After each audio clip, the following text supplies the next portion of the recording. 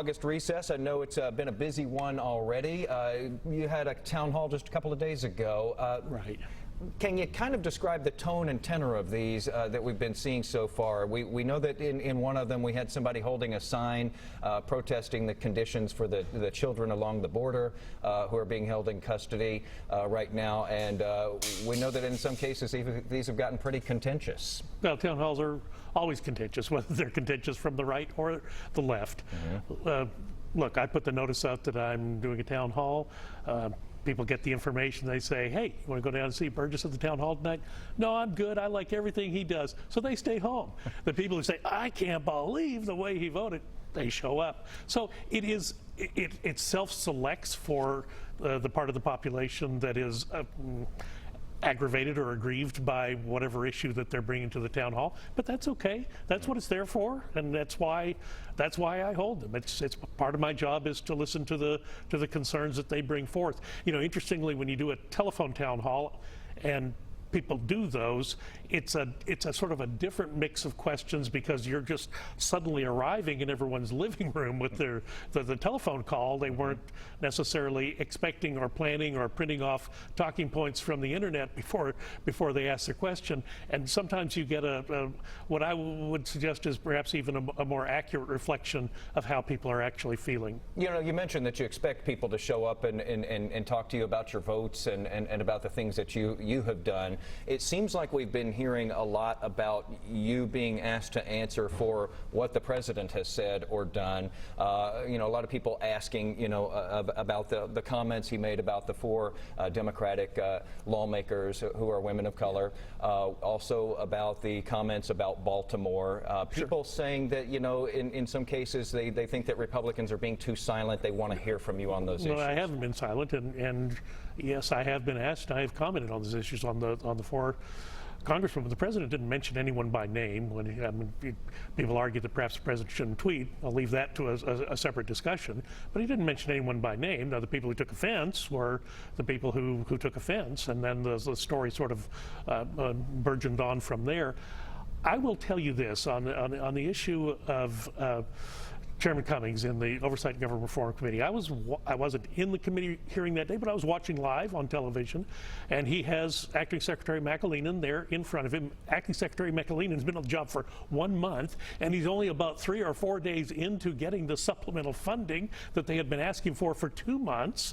And I thought the questioning of the chairman was, I was surprised at number one, the harshness of the questioning.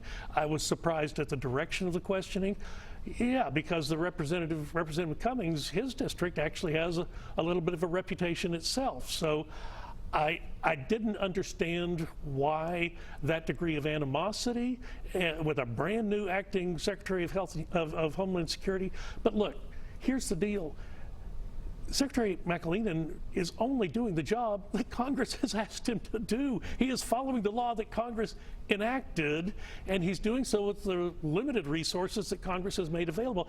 If the members of Congress want a different activity out of the acting secretary, they need to pass a different law. That is the problem. No one is willing to change the law. No one is even really willing to enter into the debate. It's more like people want the issue than they want a solution. Now, Doctor, many of the people in town halls specifically talked about immigration and comments that you'd made, saying that children at the border were being well cared for, and also that children in detention could leave any time and were free to leave any time. Well, okay, let's clarify. Let's clarify there, because that's what I want to ask you to do. These are not children in detention. These are children in shelters that are run by the Department of Health and Human Services, the Office of Refugee Resettlement.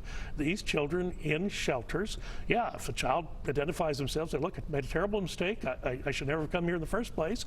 They will make an effort to get that child repatriated back home. What I didn't say and what I didn't know was that because of the Flores settlement back in 1996, that would also require a sign-off by a judge in the Ninth Circuit before that child could be moved. But that was when I go to Casa Padre, when I went to Homestead Air Force Base in Florida, there's security because you've got children inside. There's not security to keep them inside. And in fact, that was the part of the discussion I had at Casa Padre. If, look, a child decides to go over the wall, what are you going to do? Well, we notify the police for a welfare check, but we don't try to restrain anyone. Right, they report them as a runaway. They're not really free to leave. The Well, police don't report them as a runaway. Go get them and They bring them do it. back. You've got a child on the street who doesn't have any visible means of support. It's going to be a problem for them. You were a member of the Immigration Caucus since you first went to Washington in 2002. We are a border state, but You've been staunchly in favor of immigration enforcement, tougher immigration enforcement in your career. border security. Right, Border security. right, but And go more back so to, than other members. No, I don't know. Go back to 1986, and President Reagan signed the Simpson-Mazzoli bill, where the deal with the Congress was, you give us amnesty, we will give you a border that is tight as a drum, and no one gets across illegally. They got the amnesty, but they never delivered the border security. When I talk to constituents, that's what they're concerned about. They're concerned about us giving away again on the amnesty question and not getting any security in return. Donald Trump did the right thing, I think, by identifying the emergency, moving the funds from the Department of Defense that he has. The courts have now upheld that. There is a need for having a physical barrier on our southern border. You have several did you want counties to clarify? that don't have one stick of barrier, and that needs to change. You clarified about the children in shelters. Do you want to clarify your comment saying the children are being well cared for? Yeah, the children that I saw were being well cared for.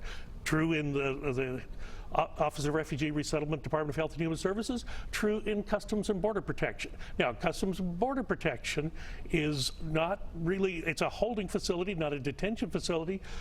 The juvenile centers that exist, the processing centers, someone comes into this country without papers or permission, they're picked up by Customs and Border Protection on the border, which is what we ask them to do. Congress asks them to do that. They don't just go down there and say, hey, let's go see who we can find today. Congress asks them to protect the border. They are doing their job. When they encounter someone who is here without the benefit of citizenship and they are underage, yes, they're taken to one of the juvenile facilities. And again, this a big part of these town halls, which you've had several of already, and we could still see some more of those as we head through the recess here. We'll keep watching for that. Again, Congressman Michael Burgess, thanks for joining us this morning. Thank you.